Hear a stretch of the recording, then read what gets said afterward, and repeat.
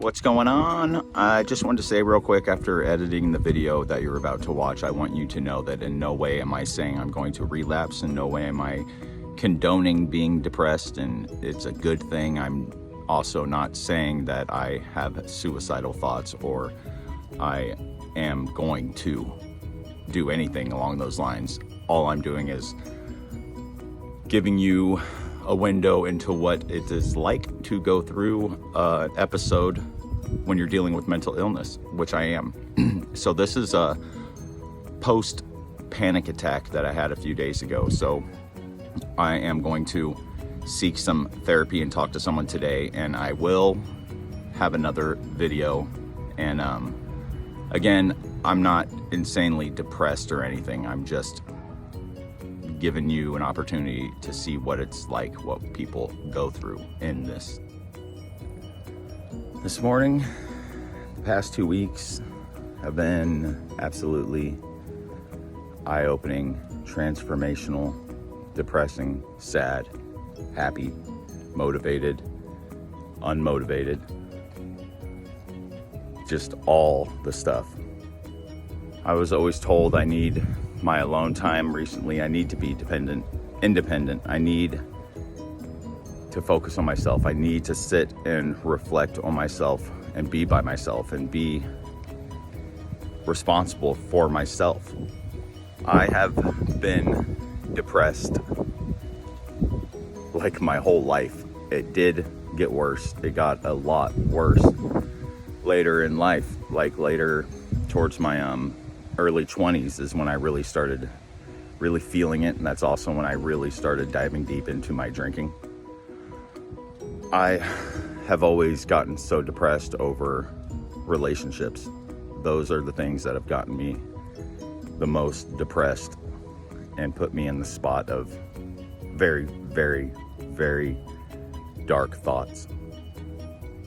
And it's crazy because we do heal and we get better, and I've gotten a hell of a lot better. But lately it's like really, really built up, and I've been going through so much this year, and then you start reflecting on all sorts of stuff and things that you bottle up and things that you say are okay and things that you think you've gotten past, but there is so much stuff that you just never gotten past, that I've never gotten past, that I can't bottle up anymore, because it is getting to the point of extreme sadness again. And I could say it's just one of those days, because we have one of those days. But I can also recognize when it's getting bad. These classes that I'm in for court, for my DWIs, they have a book, the Relapse Prevention Plan, and you have all these different cards and descriptions of triggers, relapse triggers and signs. So you have like 30 something cards, and through the year I've been doing this, you're breaking them down. I'm down to my 3. I have my 3 main trigger cards now. So my 3 are, I just want to be alone. The second one is, I don't need to talk to anyone. And 3 is death. That first one is, I just want to be alone, is where I start to isolate. So when I'm starting to isolate and feel like I don't need to do anything, I don't need to go do anything, I'm doing everything I can. I do my videos, I do this that I'm doing right now, I do all of my reading, my meditation, my yoga, my exercises, talk to my sponsor. But you know, sometimes that just isn't cutting it when you have a mental illness. And then like the second one, I don't want to talk to anyone, because in my mind I just want to please everyone. So even talking to my sponsor, when I want to talk about my recent breakup all the time, people are like, you know, you need to let it go. And you do let it go. But that doesn't mean it didn't do insanely permanent damage, you know? And it's like, so I get in my mind where like, I don't need to talk about that anymore. They've already told me to get over it. I need to get over it. And what is the time frame? What's the time frame of getting over something? There is no time frame. Everyone is different. You can go try to get over it by being with other people. You can try to go get over it by drinking, substance abuse, whatever. It can all be so confusing, especially when you are by yourself and you are holding this stuff in. You're not wanting to talk about it. You You feel like you've talked about it enough, and in your mind you're like, I am a broken record and I'm saying the same stuff. How many times does someone want to keep hearing the same shit, you know? And, it is important to talk to someone, and this is where I realize I do need an actual therapist. I need to release a lot of this stuff, and it's very important.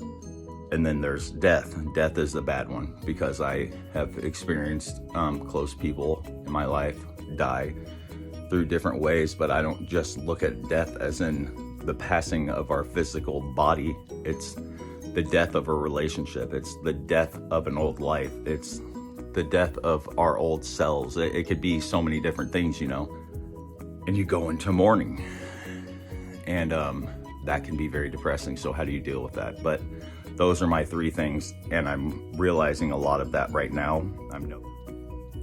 I'm on this medication too, different medications, and they give me this stuff, and it's like, it does make your brain feel gross, you know, and you go up and down, you start questioning yourself. Am I bipolar?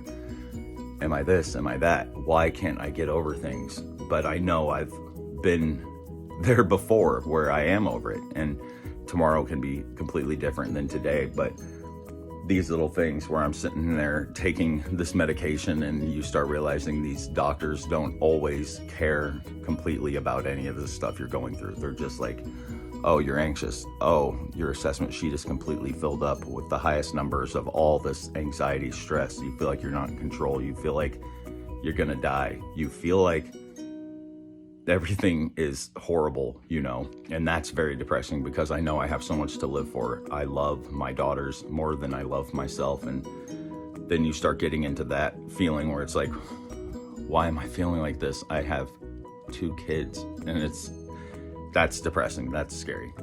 And I don't really know where I'm going with this, other than this is a mental illness. This is things that we go through. These are things that go on in our minds, and I just hold it all in, and I get to the point of,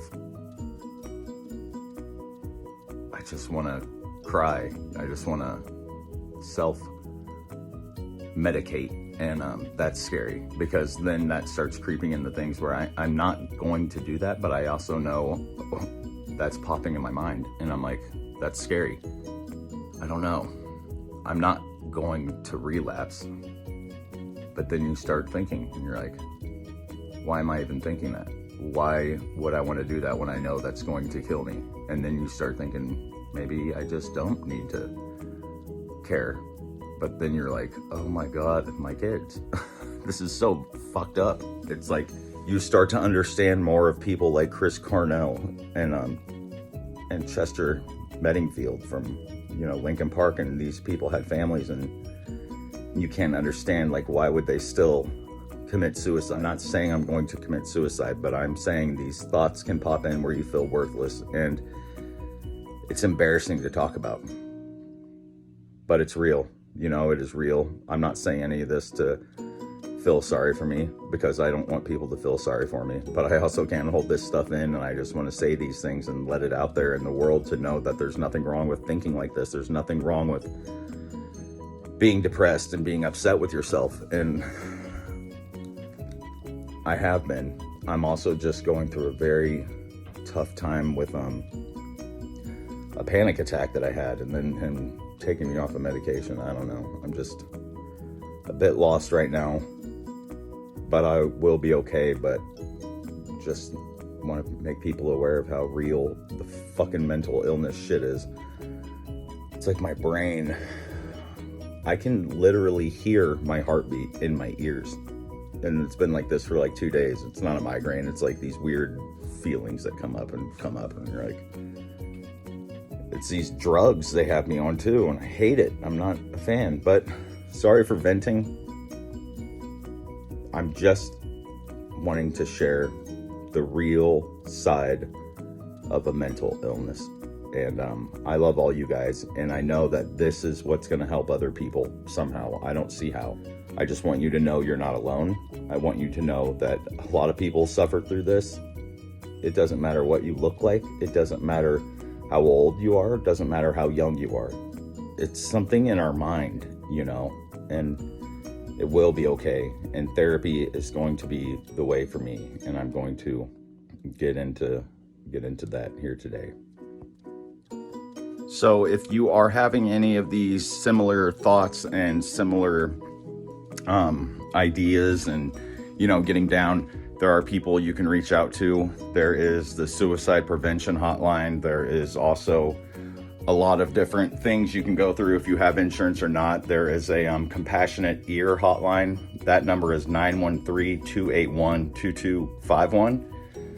And I will put a picture up at the end here too of some numbers you could reach out to, because you don't got to go through any of this alone. None of us do. And just hang in there. It does get better.